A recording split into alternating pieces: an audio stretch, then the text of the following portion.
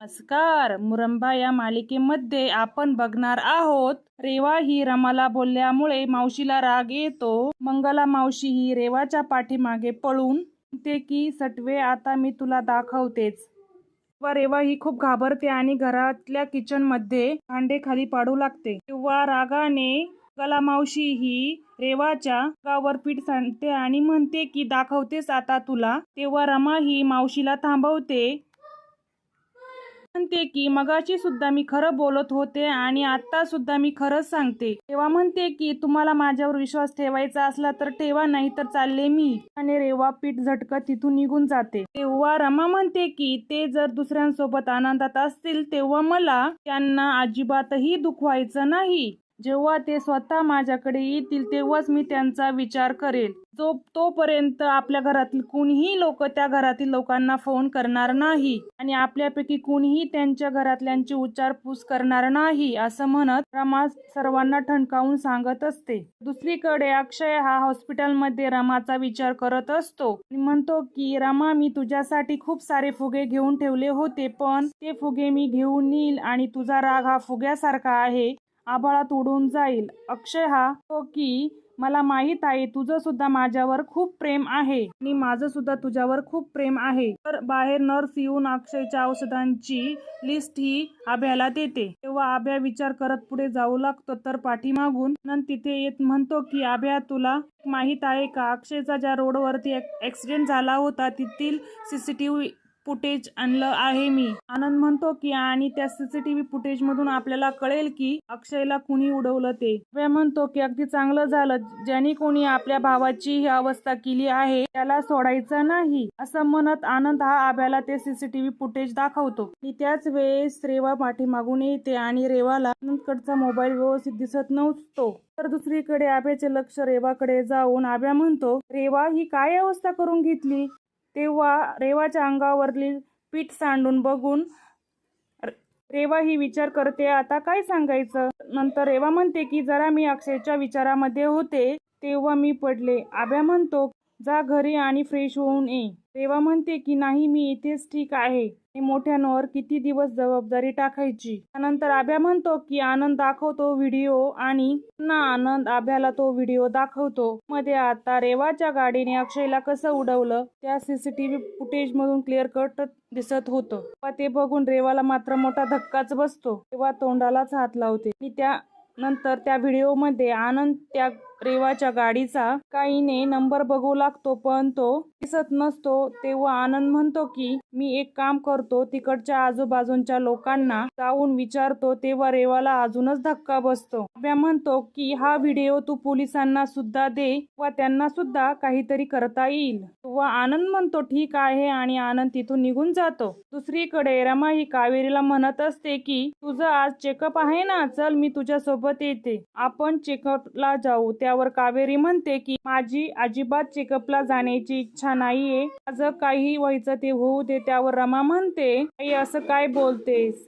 रमा म्हणते की आई मला काही माहित नाही, आता लगेच आपण तुझ्या चेकअप साठी जाणार आहोत. दुसरीकडे रेवा घाबरून अक्षयचा ज्या ठिकाणी ऍक्सिडेंट झालेला असतो त्या ठिकाणी येते. तेवढ्यात फुग्यावाल्याचे लक्ष रेवाकडे जाऊन तो रेवाला ओळखतो आणि इनेच अक्षयला कसा गाडीने धक्का दिला सर्व मात्र फुगेवाल्याच्या समोर येतं. पण रेवाने कसं गाडीने धडक दिल्यानंतर रेवाला अडवलं होतं त्या फुगेवाल्याच्या डोळ्यासमोर येतं. फुगेवाला म्हणतो की आओ मॅडम, तुम्ही ते काल. रेवा म्हणते तुम्ही मला ओळखलं का, काल ते घडलं ते. तेव्हा फुगेवाला म्हणतो हो. तेव्हा लगेचच रेवा तिच्या बॅग मधून पर्स मधून पैशांचा बंडल काढते आणि त्या फुगेवाल्याच्या हातात ठेवत म्हणते की मी तुम्हाला आता ओळखत नाही आणि तुम्ही मलाही ओळखत नाही. तेव्हा रेवा म्हणते की हे पैसे घ्यायचे आणि तोंड बंद ठेवायचं, कळलं का.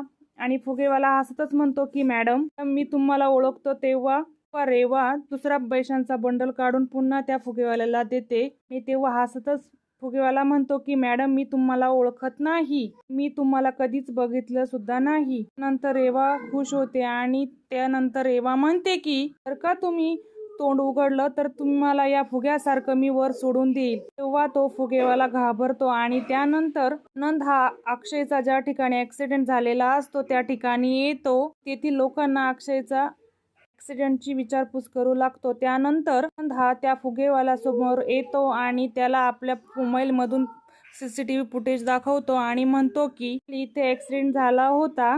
ते ही CCTV फुटेजमधील गाडी दिसते ना, त्या गाडी तुम्ही बघितलं का? आणि त्या गाडीमध्ये कोण व्यक्ती होतं तुम्हाला आठवतं का? लगेच फुगेवाल्याला रेवाचा चेहरा आठवतो. रेवाचे बोलणेही आठवते. रेवाने सांगितलेलं असतं की जर तुम्ही तोंड उघडलं तर या फुग्यासारखं तुम्हाला वर पाठवून देईल. त्यानंतर फुगेवाला म्हणतो की अपघात झालेला मी बघितलं, पण ती व्यक्ती कोण आहे मला माहीत नाही. फुगेवाला म्हणतो की एक गाडी स्पीडमध्ये आली आणि झाला आणि तो माणूस पडला आणि ती गाडी निघून गेली. तर दुसरीकडे हॉस्पिटलमध्ये डॉक्टर अक्षयकडे येतात आणि अक्षयला बघतात आणि अक्षयला तपासून म्हणतात की थोड्या वेळाने मी तुमचं सगळं चेकअप करतो आणि तुम्हाला डिस्चार्ज देणार आहे.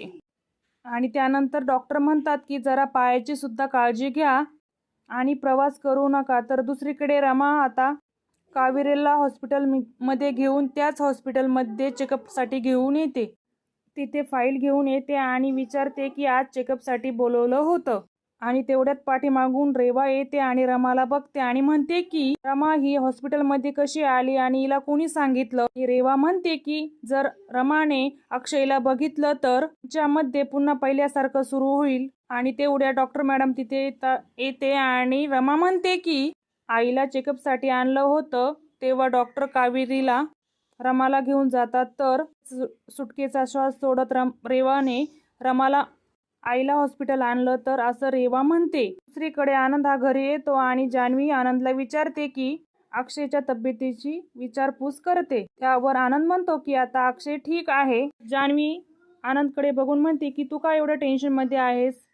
त्यावर आनंद म्हणतो की अगं CCTV फुटेजमध्ये आणि ज्या ठिकाणी अक्षयचा ॲक्सिडेंट झाला होता त्या ठिकाणी मी जाऊन विचारपूस केली, पण कोणीच व्यवस्थित उत्तर द्यायला तयार नाही. म्हणतो की मला राहून राहून असं वाटतं की त्या व्यक्तीला हे माहीत आहे आपल्यावर सुद्धा पोलीस केस होऊ शकते, म्हणून कोणी सांगायला तयार नाही. आणि त्याच व्यक्तीने तिकडच्या लोकांना पैसे दिले असेल तर नाही, तर तिथील त्या लोकांना धमकावलं सुद्धा असेल. आता आनंद हा विचार करतो आणि म्हणते की तुम्ही तर म्हणाले तुम्हाला CCTV फुटेज मिळाले म्हणून. तर आनंद म्हणतो की हो, पण त्या गाडीचा नंबर व्यवस्थित दिसत नाही. तेव्हा जान्हवी म्हणते की मला दाखव बरं तो व्हिडिओ. तेव्हा आनंद जान्हवीला तो CCTV फुटेज दाखवतो. मी म्हणते की यामधील कार व्यवस्थित दिसते, पण या कारचं मॉडेल आणि कलर मी कुठेतरी बघितलं आहे. तेव्हा आनंद म्हणतो की काय बोलते जान्हवी. आनंद म्हणतो की या कलरच्या मॉडेलच्या कितीतरी गाड्या रस्त्यावर धावत असतात. त्यानंतर जान्हवी पुन्हा तो व्हिडिओ बघते आणि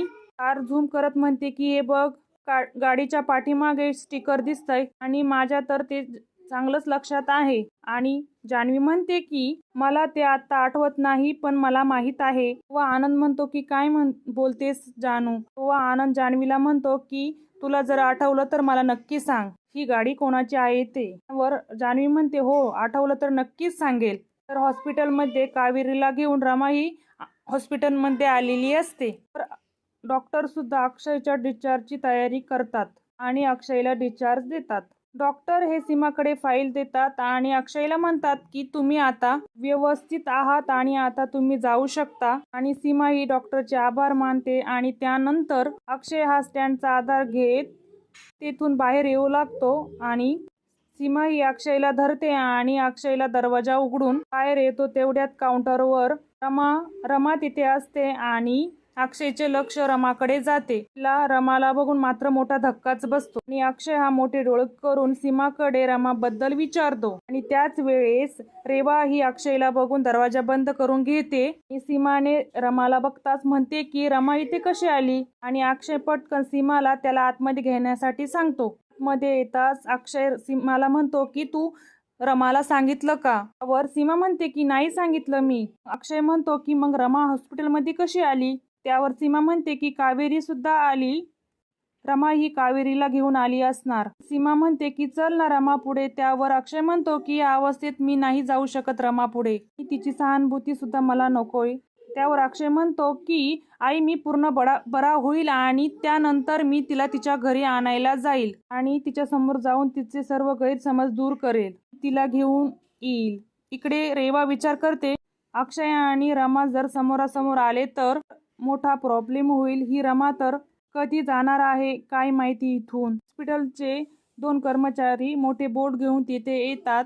अक्षय त्याच्या आडबाजूला लपतो आणि रमा ही फाईल घेऊन तिथून जायला लागते. अक्षय हा रमाकडे बघतच राहतो आणि त्यानंतर अक्षय हा त्याच्या कारमध्ये बसतो आणि रेवा सुद्धा त्याला कारमध्ये बसवत. लगेचच रेवाला फोन येतो आणि रेवा समोरच रस्त्यामध्ये बोलू लागते की त्याच वेळेस रमा आणि कावेरी जात असताना रेवाला बघतात व पोटाला हात लावून बघताच कावेरी म्हणते की ही तर पोटूशी दिसते वाटतं. व रमा म्हणते की काही बोलतेस आई. थोड्यात गाडीतून अक्षय रेवाला म्हणतो, ए बाई, ती वेळ टाइमपास करते, चल ना. तर ते ऐकून रमाला अक्षय दिसतो. अक्षयच्या डोक्यावरची पट्टी बघून रमाला आता अक्षयची सत्याचा उलगडा होतो आणि त्यानंतर मात्र ही अक्षयला घेऊन निघून जाते. तर रमा ही घरी येऊन कावेरी समोर रडू लागते की सगळेच माझ्याशी खोटं बोलतात का. त्यावर रमा म्हणते की मी तुमच्यावर विश्वासच ठेवणार नाही. लहानपणापासून तुमच्यासोबत राहिले तरीही तुम्ही माझ्याशी खोटं बोलले. दुसरीकडे अक्षय हा घरी आल्याच्या नंतर